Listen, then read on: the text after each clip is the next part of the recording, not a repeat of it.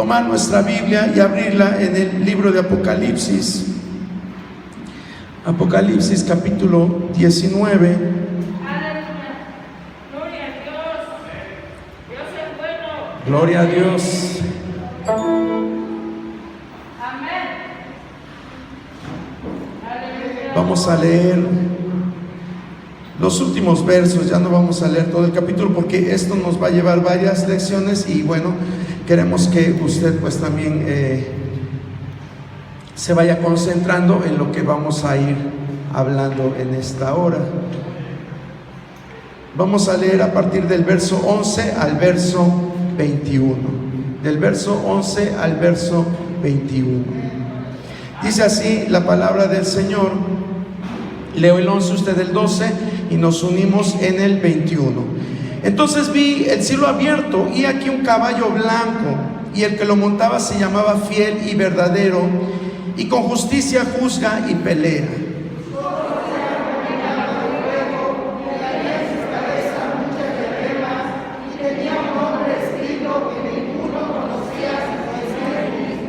Estaba vestido de una ropa teñida en sangre, y su nombre es el Verbo de Dios. Y los ejércitos celestiales, vestidos de lino blanco limpio, le seguían en caballos blancos. En su boca sale una espada aguda para herir con ella a las naciones, y él la regirá con vara de hierro, y él pisa el lagar del vino del furor y de la ira del Dios Todopoderoso.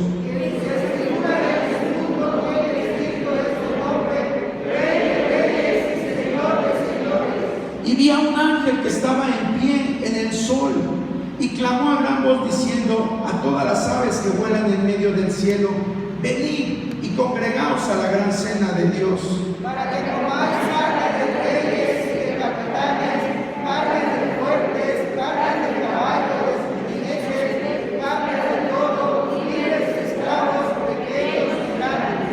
Y vi a la bestia, a los reyes de la tierra y a sus ejércitos reunidos para guerrear contra el que montaba el caballo y contra su ejército. Y la bestia fue apresada, y con ella el falso profeta que había hecho delante de ella las señales con las cuales había engañado a los que recibieron la marca de la bestia y habían adorado su imagen. De estos dos fueron lanzados fuego que arde con azufre. Todos juntos. Y los demás fueron muertos con la espada que salía de la boca del que montaba el caballo, y todas las aves se saciaron de las carnes de ellos. Puede sentarse, hermano, hermana que está en esta hora. Que bueno, me da mucho gusto verles.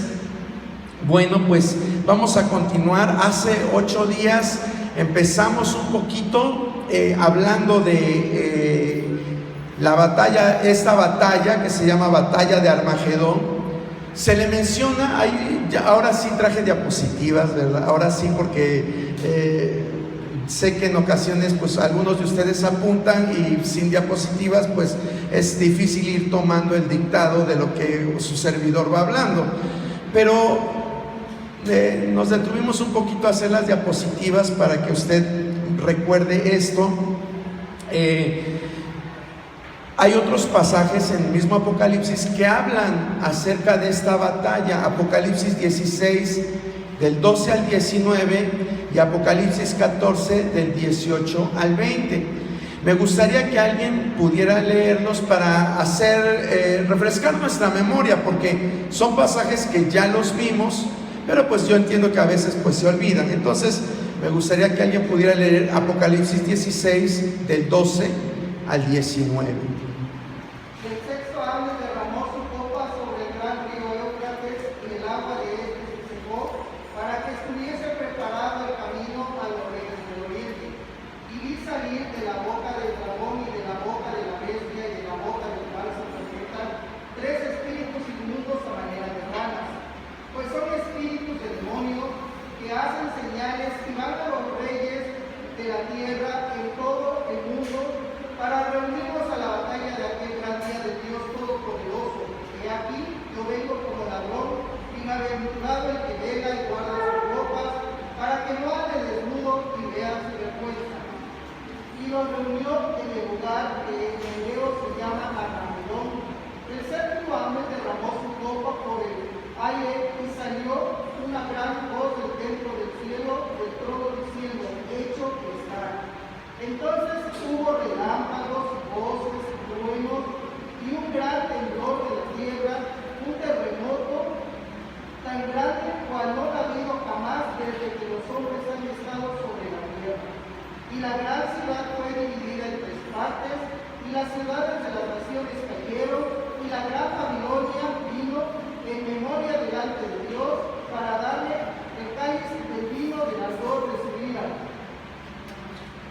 Gracias, hermana Clara. Aquí vuelvo a repetir, estos pasajes ya los habíamos leído, pero solamente es para que usted haga, recuerde, se refresque su memoria.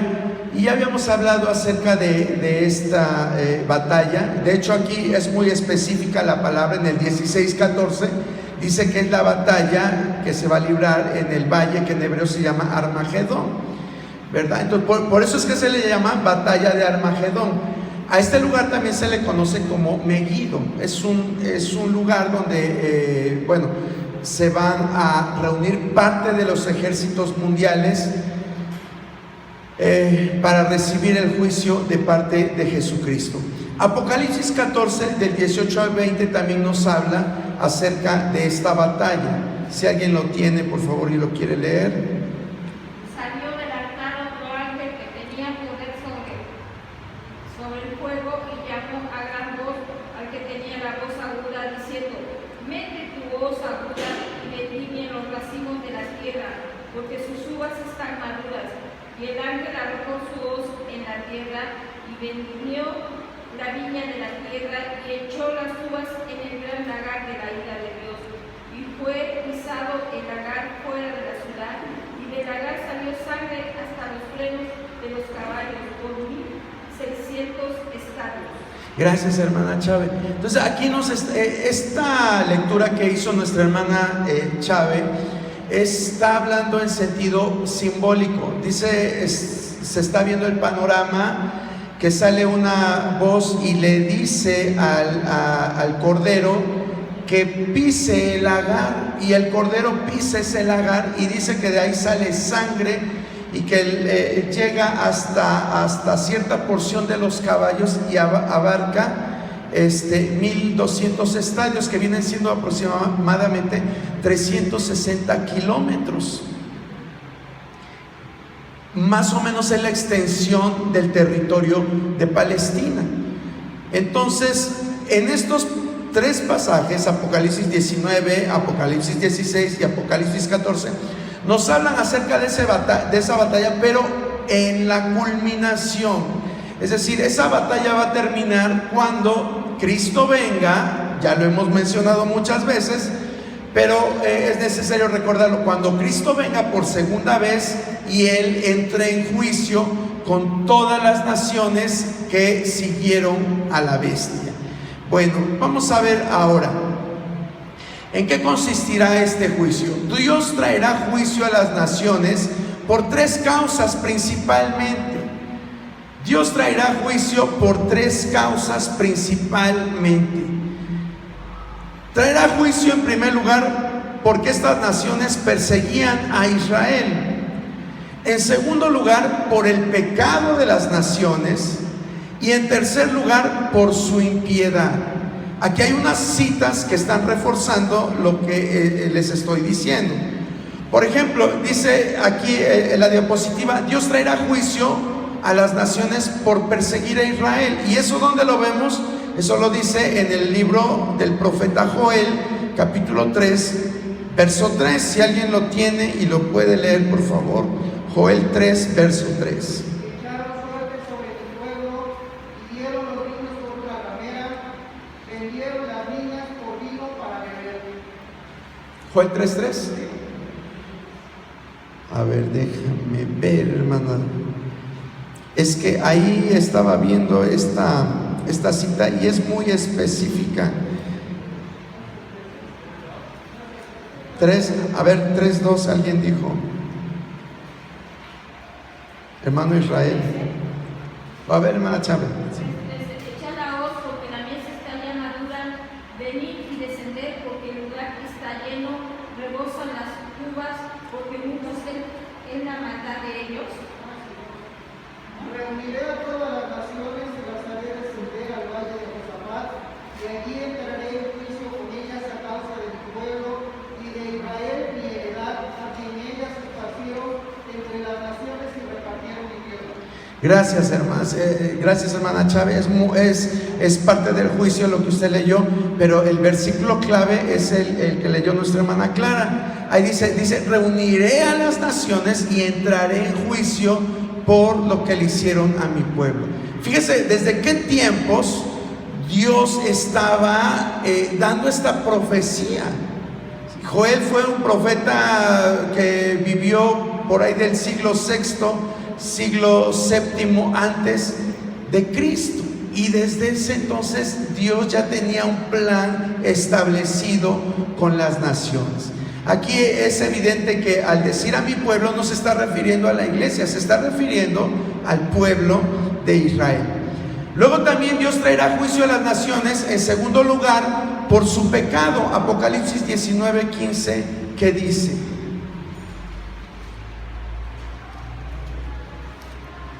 de su boca sale una espada dura para herir con ella a las naciones, y él las regirá con vara de hierro, y él pisa el lagar del vino del furor y de la ira de Dios Todopoderoso.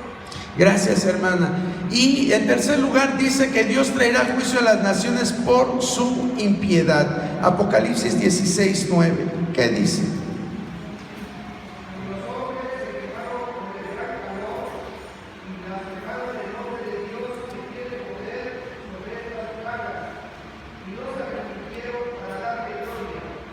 Gracias, hermano Javi. Aquí estamos viendo cómo este pueblo estaba viendo lo que estaba sucediendo, pero no se arrepintieron de su maldad. Sí, Dios había traído juicios tremendos. El contexto de lo que acabamos de escuchar es ya en los juicios de las copas. Acuérdense que son 7 juicios, que son los primeros, los 7 sellos, luego las 7 trompetas y luego las 7 copas. Y por la intensidad de los juicios van creciendo, es decir, son más terribles los juicios. Entonces, en el clímax de los juicios, que son las copas, ahí Dios dice que hizo que la gente se llenara de llagas, que vinieran tinieblas sobre el reinado de la bestia, pero con todo esto dice muy claramente que las personas blasfemaron el nombre de Dios. Sí, yo no sé si usted ha conocido personas que en lugar de arrepentirse cuando les va mal en la vida, se ponen hasta a hablar mal de Dios. Sí, hay personas así. Pues así va a ser la naturaleza que estas personas en la gran tribulación van a tener, aunque vean que Dios está derramando esos juicios por su pecado y por su impiedad. Esta gente no se va a arrepentir. Dice que blasfemaron el nombre de Dios y no se arrepintieron para darle gloria a Dios. Entonces, estas son las 3 causas por las cuales Dios va a traer juicio a las naciones. Y es importante saberlas, porque si no hay personas que van a decir: bueno, pero ¿por qué Dios va a hacer toda esa carnicería? Porque lo leemos y realmente es algo tenebroso lo que va a hacer Dios. Va a ser algo tremendo. Hoy escuchamos en las noticias cuántos muertos ya van a causa de esta guerra, de esta invasión de Rusia en Ucrania, y pues se siente esa emoción de saber, emoción negativa, claro está, de sentir la muerte de tantos civiles, de niños. Diariamente están muriendo niños, mujeres, ancianos. Si usted ve las noticias, la población, el mayor número de la población es gente anciana, porque en los países europeos la tasa de natalidad, es decir, los nacimientos son muy pocos. Lo que abunda en los países europeos es la gente mayor de la tercera edad, vamos a llamarle así, de la tercera edad. Y usted vea las noticias y vea que lo que más hay son ancianitos sufriendo. Y qué tristes panoramas se ven, pues que son despojados de su casa, que tienen que salir huyendo. No sabemos si tienen artritis, si tienen alguna enfermedad, tienen que salir huyendo a causa de la guerra. Y son panoramas feos, son panoramas tristes. Ahora, si nosotros en verdad nos concentráramos en el estudio de Apocalipsis, y viéramos que dice que la sangre de estas naciones rebeldes va a correr como ríos, pues decimos, ¿qué matazón va a ser Dios? Porque Dios es tan malo. Pero no es que Dios sea malo, es que llegó a su límite su paciencia. Ahorita Dios está paciente. Dice en las epístolas de Pedro, dice que Él es paciente, no queriendo que nadie perezca, sino que todos procedan al arrepentimiento. Pero esa paciencia se va a acabar, va a llegar a su límite. Y aún durante un tiempo de la gran tribulación, Dios va a permitir que la gente sea salva. Pero nosotros, cuando veíamos la visión del ángel con el librito, ¿recuerda usted esa visión? Juan veía un ángel con un libro y el ángel le decía a Juan, dice, Juan, se ha terminado el tiempo, hasta aquí el tiempo no será más. Es decir, ya no va a haber perdón aunque quieran, ya no va a haber perdón. Y después de eso es que sucede esta batalla, donde se juntan las naciones para guerrear contra Jesucristo, contra su pueblo. Bueno, nosotros creemos que una batalla a lo mejor es de un día, 2 días, una semana, pero en realidad la palabra que se usa ahí en Apocalipsis 16:14, donde dice para la batalla de Armagedón, es la palabra griega polemos, que no significa propiamente batalla, sino que significa campaña. Polemos es campaña. Y esto da a entender de que no es solamente una batalla aislada, sino que es una serie de sucesos bélicos eslabonados. Sucesos bélicos eslabonados. ¿Sí? Esta batalla va a tardar mínimo 3 años y medio. Esta batalla va a tardar 3 años y medio como mínimo, en el plan que Dios tiene. ¿Sí? Dios, yo le he dicho que a través de Apocalipsis podemos conocer también el reino espiritual.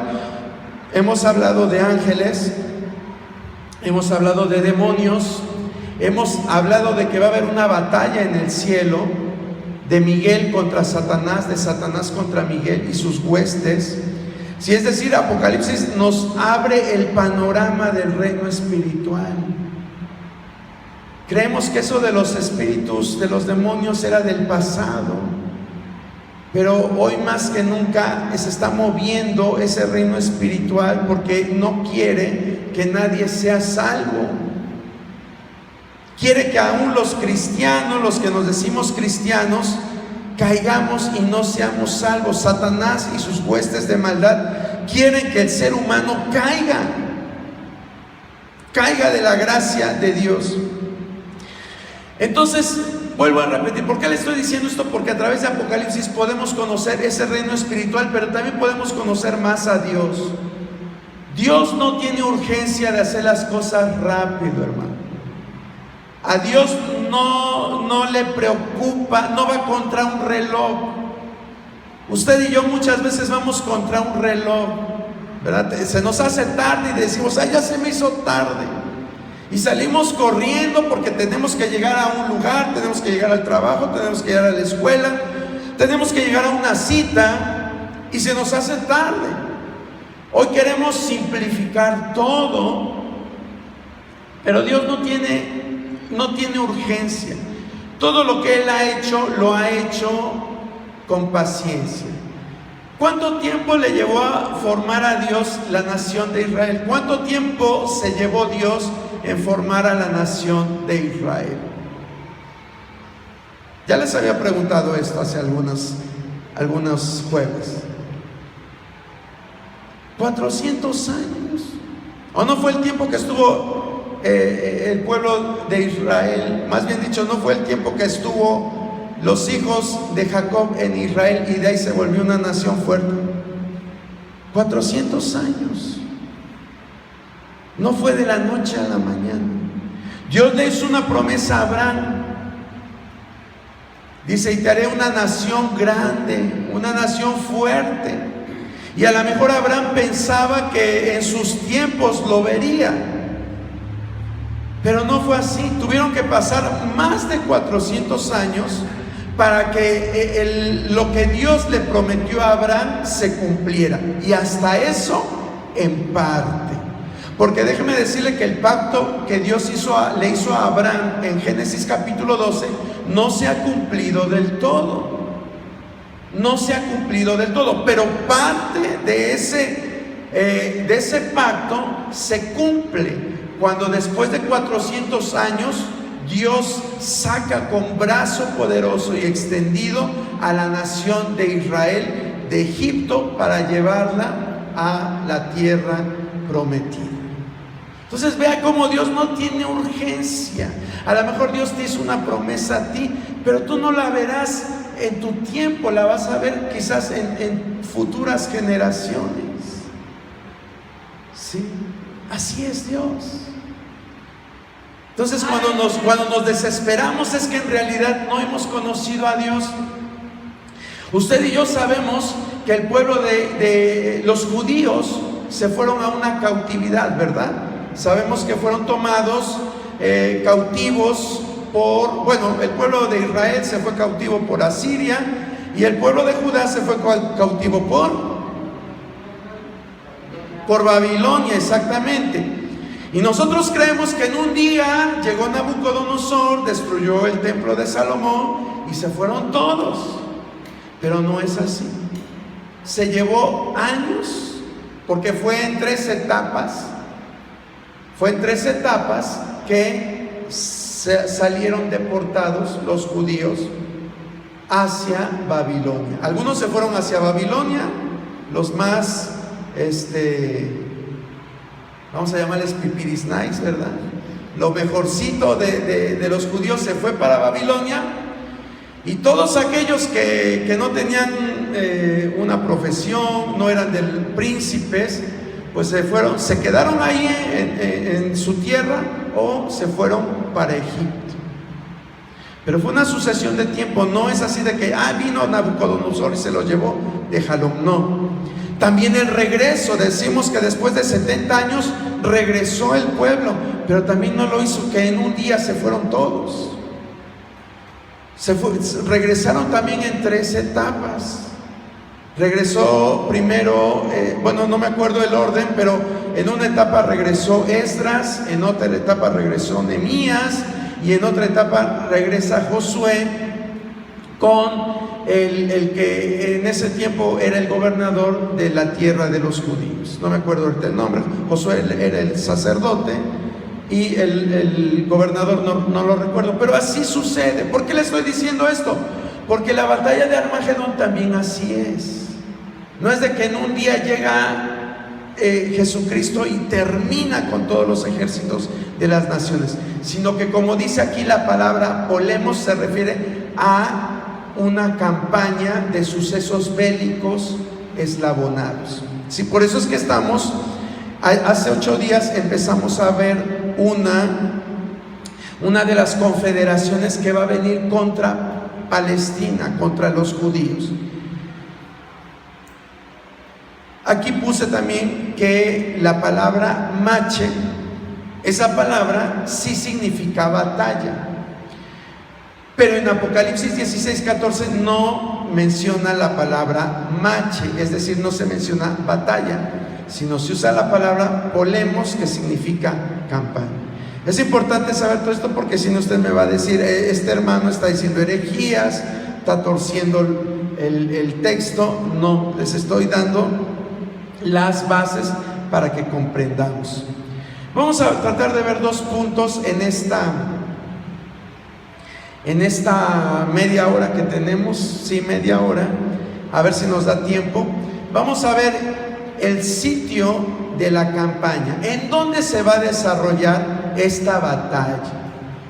Todos decimos la batalla de Armagedón y creemos que es un valle ahí que está en el valle del Esdraelón, que yo no lo conozco ese valle, pero que ahorita lo vamos a ubicar geográficamente. Pero en realidad van a ser mínimo 4 lugares que va a abarcar esta batalla, 4 lugares geográficos. Vamos entonces a ver el primer lugar geográfico de esta batalla. El primer lugar geográfico es Megiddo. Megiddo es también un nombre con el que se le conoce al valle de Armagedón. Megiddo.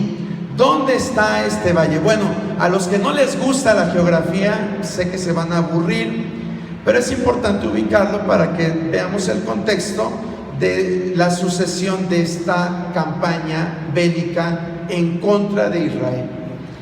Megiddo está aquí, Megiddo, donde está el globito, donde está la marca roja, ¿sí la ven ustedes?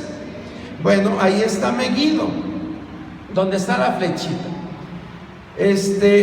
Megiddo está situada al oeste del río Jordán. El oeste está a la izquierda de ustedes y el este está a la derecha. Entonces aquí usted a lo mejor alcanza a ver esta línea azul, ese es el río Jordán. Nos dice que Megiddo está al oeste del río Jordán, a 16 kilómetros al sur de Nazaret, es decir, abajo de Nazaret. ¿Dónde está Nazaret? Bueno, Nazaret está aquí, donde está la flechita. Los que alcancen a ver, qué bueno. Los que no, pues no les digo que se arrimen, pero yo espero que lo busquen en sus libros de geografía para que lo sepan ubicar. Entonces aquí está Nazaret, Megiddo está aquí. ¿Se da usted cuenta? Nazaret está arriba, Megiddo está abajo.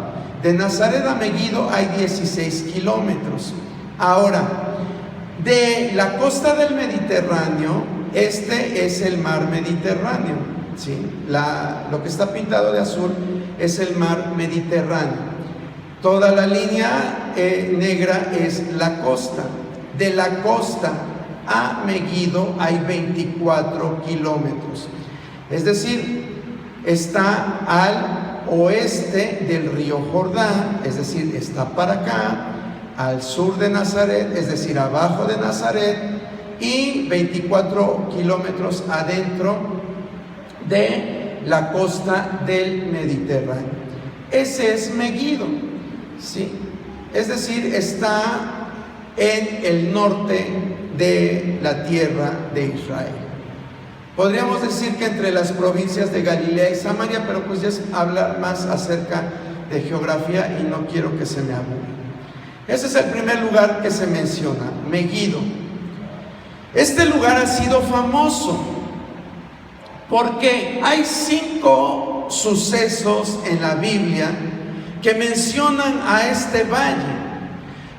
Por ejemplo, aquí en la diapositiva se nos menciona que ahí en Megiddo, Débora y Barak vencieron a los cananeos. ¿Sí recuerda usted quién era Débora y Barak, verdad? Débora era una profetisa y Barak era un general del ejército judío. Esta historia está en Jueces 4 y 5. No la vamos a leer porque está muy largo los capítulos. Ahí también Gedeón, otro de los jueces de Israel, ahí triunfó Gedeón sobre los madianitas. Eso lo dice Jueces capítulo 7. En tercer lugar, en ese mismo valle de Megiddo fue muerto Saúl en una batalla contra los filisteos. Ahí murió Saúl en el valle de Megiddo. Eso está en 1 de Samuel 31:8. ¿Qué otro suceso aconteció en este lugar? Bueno, pues en cuarto lugar, Ocosías fue muerto por Jehú. Estos 2 reyes de Israel, bueno, la historia está en Segunda de Reyes 9:27, tuvieron ese encuentro en este valle de Megiddo. Y finalmente, ahí también en este valle de Megiddo fue muerto Josías en la invasión de los egipcios. ¿Quién fue Josías? Fue uno de los pocos reyes judíos que hicieron lo bueno ante los ojos de Dios, pero también murió en una invasión que Egipto hizo al territorio judío. Ahí murió. Y esto lo podemos ver en Segundo de Reyes 23 del 29 al 30 y Segundo de Crónicas 35 al 22. ¿Sí? Entonces ve usted que ese valle es muy importante. Es un lugar estratégico militar. Y esto de lo que les estoy hablando es de los tiempos bíblicos. Déjeme decirle que en los tiempos de las guerras cruzadas, ¿sí? Cuando los musulmanes y los cristianos de la edad medieval luchaban por el territorio palestino, en este lugar de Megiddo se desataron muchas guerras, en este valle de Megiddo. Sí, y otras batallas que bueno, no vamos a mencionar, pero ha sido muy importante este valle.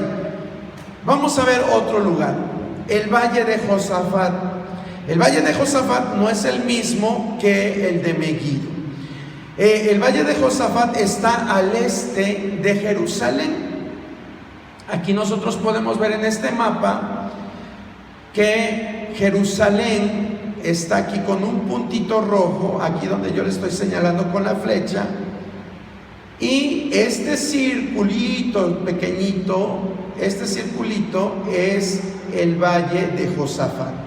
Si usted se da cuenta, arriba hay otro círculo más grande, bueno, no es un círculo, es un oval. Ese es el valle de Armagedón o valle de Megiddo. Entonces el valle de Josafat está más abajo, ¿sí? Geográficamente, a la altura de Jerusalén. Megiddo está a la altura de Nazaret, el valle de Josafat está a la altura de Jerusalén. ¿Dónde se nos menciona este lugar de valle de Josafat? En Joel 3, 2, 13 y Ezequiel 39, 11. En Ezequiel 39, 11 no dice el valle de Josafat, pero sí dice el valle del pasaje. ¿Por qué? Porque a través de ese valle, Jerusalén era la capital de la tierra judía. Entonces, el lugar más bonito por donde se podía llegar a Jerusalén era a través del valle de Josafat. Era un lugar de tránsito hacia la tierra de Jerusalén. Vamos a ver solamente lo que nos dice Joel 3, 2 y luego el verso 3. Joel 3, 2 y verso 3.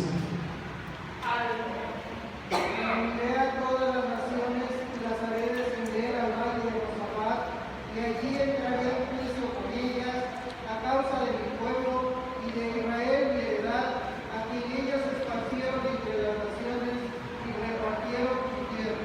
Gracias, hermana Clara. Y el 13, por favor. Echad la hoz porque la mies está ya madura, venid descender porque el lagar está lleno, rebosan las uvas porque mucha es la maldad de ellos. Ok, bueno, ahí habla más que nada del juicio, pero en el verso 2 nos está diciendo claramente el valle de Josafat. Y vuelvo a repetir, no es el mismo que el valle de Armagedón o de Megiddo, es otro valle. Aquí lo estamos viendo en el mapa. Vamos con un tercer lugar, Edom. Edom, Edom, ¿quién era Edom? ¿Alguien recuerda quién era Edom? ¿O a quién tenía su nombre y luego le pusieron Edom?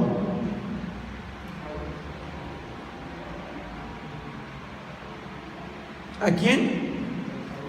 A Esaú, exactamente. Esaú, ¿quién era Esaú? Esaú era el hermano gemelo de Jacob, el que era peludito, ¿sí se acuerda usted? Esaú era hijo también de Isaac. Entonces, él se fue a Tierra del Sur. Él moró en una tierra aparte porque tuvieron conflicto. Bueno, ya usted sabe esta historia.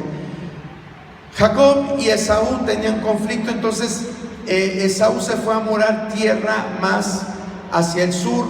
Y acá en el mapa podemos ver ¿verdad? Está aquí con este símbolo. No sé cómo se llama este símbolo, pero bueno, los que tienen aplicaciones de mapas, ahí aparece este símbolo que nos está indicando la ubicación de Edom. Edom está al sur de la tierra de Israel. Entonces vea usted, está Megiddo, abajo está Valle de Josafat y más abajo está Edom.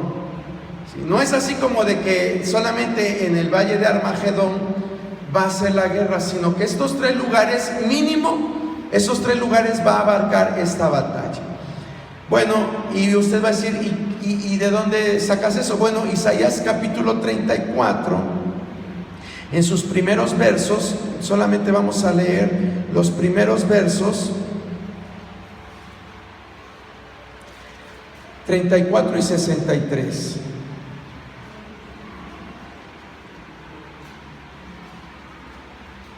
Del 1 al 5, si alguien lo quiere leer, del 34, del 1 al 5, por favor. Acercaos, naciones, juntaos para oír, vosotros, pueblos, escuchad. Oiga la tierra y cuanto hay en ella, el mundo y todo lo que produce. Porque Jehová está airado contra todas las naciones, indignado contra todo el ejército de ella. Las destruirá y las entregará al matadero. Los muertos de ella serán arrojados, cadáveres se levantará Edom, y los montes se disolverán por la sangre de él. Y todo el ejército de los cielos se disolverá, y se enrollarán los cielos como un libro, y caerá todo su ejército como se cae la hoja de la pala, y como se cae la de la higuera. Porque los cielos se embriagarán en espada, he aquí que descenderá sobre Edom el juicio y sobre el pueblo de mi Anatem. Gracias, hermano Gabriel. Entonces vean cómo aquí nos está hablando, incluso nos está describiendo el estado emocional de Dios. Dice, Jehová está airado. Jehová está airado, dice, y va contra todas las naciones. Ya vimos por qué. Ya vimos los porqués, va contra las naciones. ¿Sí? Aquí nos está diciendo, y hasta el verso 5 nos menciona en qué lugar va a descender Jesús. Dice, porque en los cielos se embriagará mi espada. He aquí que descenderé sobre Edom en juicio y sobre el pueblo de mi anatema. ¿Sí? Aquí dice que por fuerza Jesucristo va a pasar por Edom.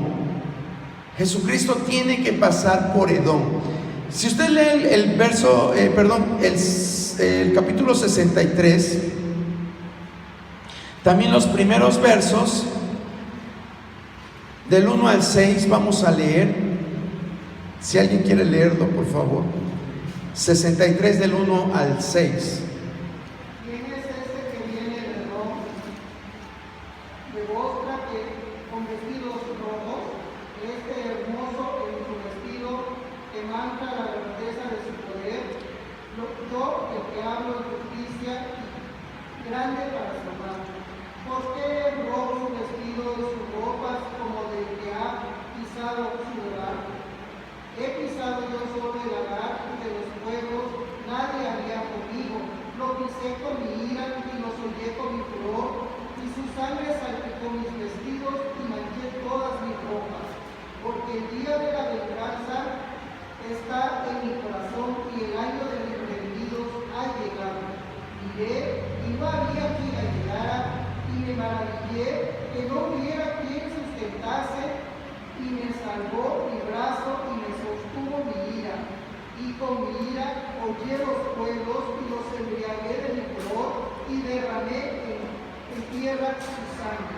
Gracias, hermana Clara. Entonces, vea aquí. Yo cuando estaba preparando esta lección me sorprende todo esto, porque la misma palabra, bueno, eso ya lo sabemos, es una ley en cuanto a la interpretación de la palabra. La misma palabra se interpreta solita. Yo no necesito que nadie me interprete la palabra. Sí necesitamos guías, ¿verdad? Necesitamos guías. Si no, pues no pondrían ancianos en los tiempos de Pablo. Se necesitan guías para que nos expliquen la palabra, pero la misma palabra se explica. Si usted recuerda, en el capítulo 19, volviendo a Apocalipsis 19, en el verso 13, se nos dice que Jesucristo, ¿cómo estaba vestido? Apocalipsis 19:3, búsquelo. Estaba vestido de una ropa teñida en sangre. Gracias, hermano, gracias, eso es lo que quería escuchar. Dice la palabra que Jesús estaba vestido con una ropa teñida en sangre. Y si usted lee desde el 11 al 12, no nos dice que en ese momento haya desatado el juicio. Él venía vestido ya así. ¿Por qué? Pues Isaías 63 nos está diciendo el por qué. Dice: ¿quién es este que viene de Edom de Borra con vestidos rojos?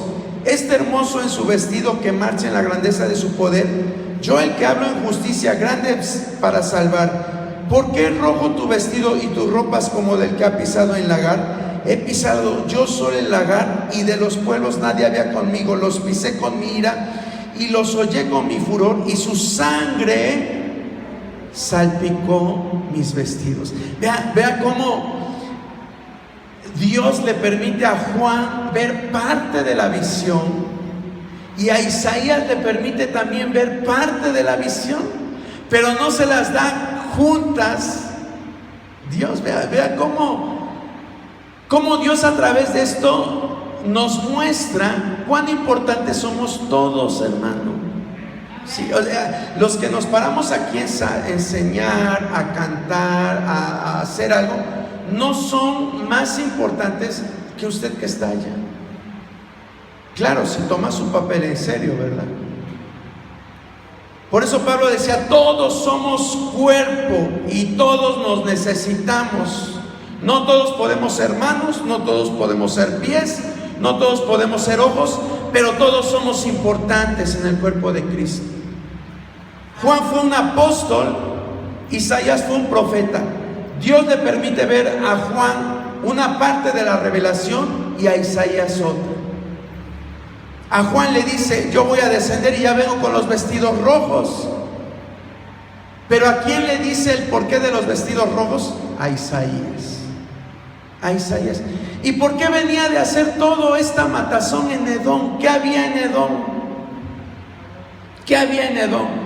Recuerda cuando Jesucristo, en el capítulo 24 de Mateo, le dice a su pueblo: cuando vean que la abominación desoladora ha llegado, ¿qué les dice? Huyan a los montes, huyan al desierto, porque va a venir gran tribulación, cual no la ha habido en toda la historia, en todo el mundo. Va a haber gran tribulación. Dice: entonces el que esté trabajando no se regrese a buscar nada. El que esté haciendo tal cosa no se regrese. Dice: ay de las que están encintas, es decir, ay de las que están embarazadas en esos días, porque va a ser terrible todo esto. Entonces la nación de Israel va a huir al desierto. Dice la palabra en Apocalipsis 12 que Dios le dio las alas las dos alas del águila para que saliera huyendo Israel, y Dios la va a sustentar en el desierto por tiempos y la mitad de un tiempo. ¿Sí recuerda todo eso? Ya lo vimos, solamente le estoy refrescando la mente. Pero la zona más desértica, o con características más parecidas a lo que Jesucristo le está diciendo al pueblo de Israel que huyan, es Edom.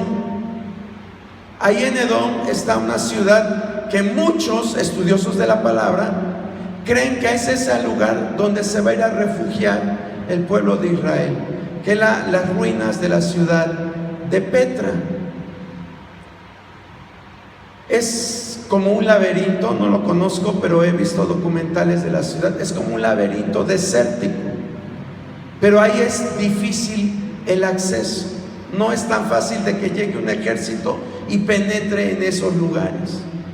Entonces ahí Dios va a sustentar al pueblo de Israel por tiempos y la mitad de un tiempo. Pero al final de la gran tribulación van a llegar a sitiarlo al pueblo de Israel en ese lugar. Entonces Dios dice aquí que va a descender en el capítulo 63, dice: he pisado yo solo el lagar, y de los pueblos nadie había conmigo. Los pisé con mi ira y los hollé con mi furor, y su sangre salpicó mis vestidos y manché todas mis ropas.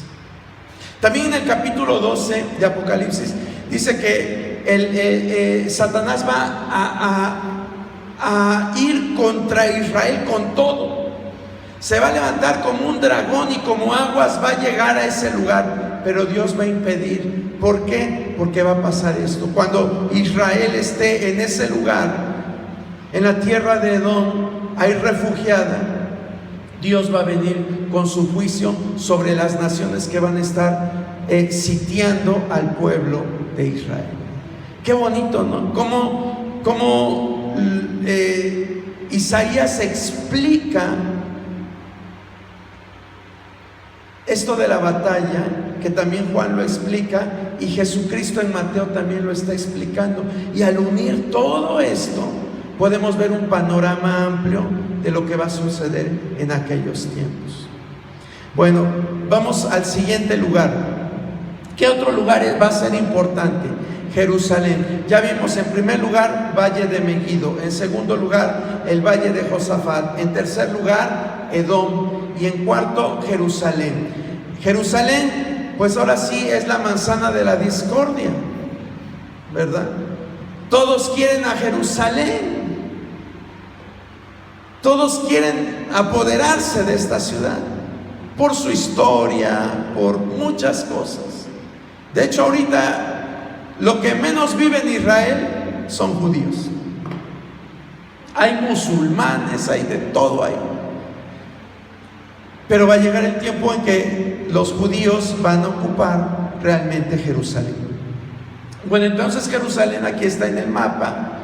Ahí podemos ver la ubicación. Ya no les voy a dar tantas referencias. Solamente vamos a leer Zacarías capítulo 12. Está muy largo para leer el pasaje, es del 2 hasta el 11. Pero solamente los primeros versos de Zacarías 12, del 2 en adelante. Zacarías 12, del 2 en adelante. Si alguien lo quiere leer, por favor. He aquí yo pongo a Jerusalén por copa, que hará temblar a todos los pueblos alrededor contra Judá, en el sitio contra Jerusalén. Hasta ahí, hermano. Era lo que queríamos escuchar. ¿Cómo dice la palabra, el profeta, que Jerusalén es como qué?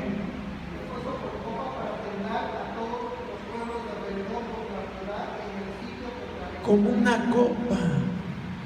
El hecho de que hable de copa puede ser juicio, lo ha puesto por juicio, pero también como algo deseable. Todos quieren a Jerusalén. Lo vamos a ver más adelante. Todos quieren a Jerusalén, o Jerusalén, o todo el mundo lo quiere o todo el mundo lo odia. Los palestinos lo odian, los musulmanes lo odian. Otros piensan en Jerusalén porque es un lugar clave de comercio, por la ubicación geográfica que tiene. Otros por el valor histórico.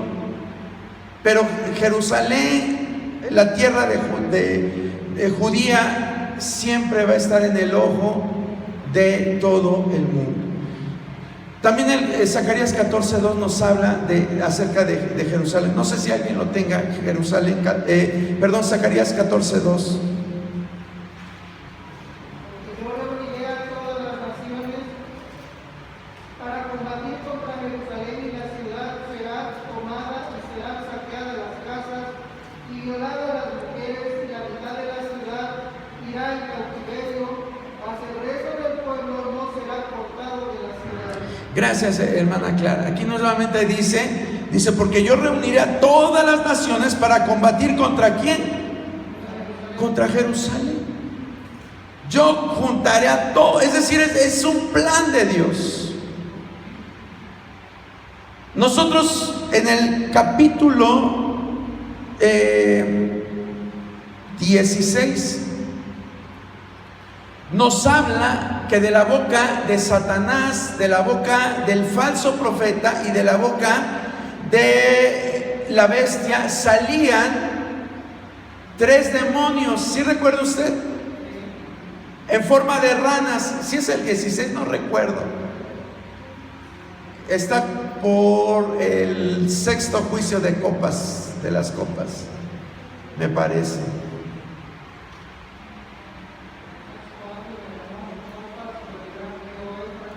Por ahí está. Y el agua de éste se secó para que estuviese preparado el camino para los reyes del oriente, y vi salir de la boca del dragón, y de la boca de la bestia y de la boca del falso profeta 3 espíritus inmundos a manera de ranas, pues son espíritus de demonios que hacen señales y buscan a los reyes de la tierra en todo el mundo para reunirlos a la batalla de aquel gran día de Dios Todopoderoso. Gracias, hermana, gracias. Aquí en este pasaje que acaba de leer nuestra hermana Clara, en Apocalipsis capítulo 16, ¿quién nos dice que induce a las naciones a ir a la batalla? ¿Quién nos lo dice? ¿Quién induce a las naciones? Búsquelo, hermano, no ni esté pensando, búsquelo. ¿Quién induce a las naciones? ¿Quién? ¿Quién? Los espíritus inmundos. Gracias, hermano Sergio, ¿dónde estás? Perdón, está atrás de la... Digo, ahora me habla de ultratumba el hermano Sergio. No, pero es que está atrás de la columna y no lo veía. Los espíritus inmundos.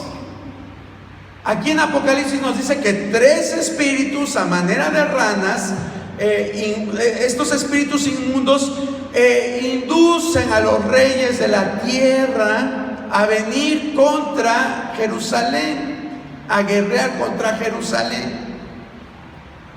Pero después en Zacarías 14:2 nos dice también algo. Dice: porque yo reuniré a todas las naciones para combatir contra Jerusalén. Vean usted, hermano, es algo que tenemos también que aprender a ver. A veces como cristianos le tenemos miedo al diablo. Decimos: ay, no lo menciones. Hay personas cristianas que si escuchan que el que está dando la enseñanza, el que está dando la predicación menciona al diablo, casi se infartan. Ay, yo no vine a escuchar del diablo, yo vine a escuchar de Dios, y les da miedo. ¿Por qué? Si la palabra de Dios dice que Jesucristo ya venció sobre los principados, sobre las potestades, y las exhibió públicamente, triunfando sobre ellas en la cruz del Calvario. ¿Por qué nos da miedo? ¿Sabes qué, hermano? Satanás no tiene ningún poder sobre tu vida. Satanás no tiene ninguna autoridad sobre tu vida. El único que tiene la autoridad es Dios. Estos pasajes nos hacen ver, sí, en Apocalipsis dice que estos espíritus inmundos son los que van y atacan la mente de los reyes para que se reúnan y vayan en contra de los judíos. Pero ¿quién permitió todo esto? Zacarías capítulo 14 verso 2 dice: porque yo reuniré a todas las naciones para combatir contra Jerusalén. Entonces, ¿quién está detrás de todo esto? Dios, hermano. Dios está detrás de todo esto. Usted y yo no tenemos por qué tenerle miedo al diablo, porque Él hace lo que Dios le permite hacer. Eso es una verdad que nosotros la podemos ver en el libro de Job. Job llega ante Dios y le dice, Satanás llega ante Dios y le dice: oh, a Job le has dado todo, pero quítale y vas a ver si te sigue adorando. Pero ¿a quién le tuvo que pedir permiso? A Dios. Entonces tú y yo no tenemos por qué tenerle miedo a Satanás. Él no te hará nada sin que tenga que pedirle permiso a Dios. Y si Dios lo permite es por algo, porque nos hace falta madurar, porque no nos hemos portado bien, porque hay cosas que tenemos que solucionar en nuestra vida, porque somos necios, porque caminamos en pecado, por muchas cosas. Pero Dios tiene la autoridad, hermano. Dios tiene la autoridad. Satanás está derrotado. Solamente Dios los usa para cumplir sus propósitos. Dios usa a Satanás y al reino de las tinieblas para cumplir sus propósitos. Recuerda ese pasaje que Dios está en el cielo, dice, y Él tenía que hacer que uno de los reyes dudara de lo que tenía que hacer. Y Dios dice en el cielo, dice, ¿a quién enviaré para que haga esta tarea? Y se levanta un espíritu de mentira, así lo dice, un espíritu de mentira, y dice, yo voy a ir a inducir a ese rey para que caiga. Así suceden las cosas espirituales, hermano. Así sucede. Bueno, hasta aquí nos vamos a quedar. Me faltó la segunda parte. ¿Quiénes van a participar en esta campaña? Aquí vamos a retomar lo que dejamos pendiente de la clase pasada. Recuerda que yo le estaba explicando quiénes eran las naciones a las que se refiere Ezequiel capítulo 38 y 39. Magog, Cus, Fud, Gomer, Togarma, no recuerdo la otra. Son 6 naciones, pero aparte hay pueblos que vienen del norte contra Israel. ¿Cuándo sucederá esa guerra? Vamos a ver dentro de 8 días. Póngase de pie, hermano. Vamos a dar gracias en esta hora.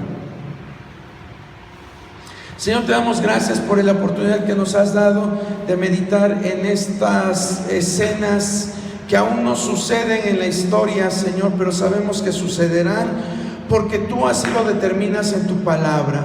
Ayúdanos a comprenderlas, ayúdanos a entenderlas, ayúdanos a amar también esta palabra, Señor. Dice ella misma que bienaventurados son los que aman las palabras de este libro, refiriéndose al Apocalipsis, Señor. Ayúdanos a amar también este libro y que tengamos hambre de saber más de él.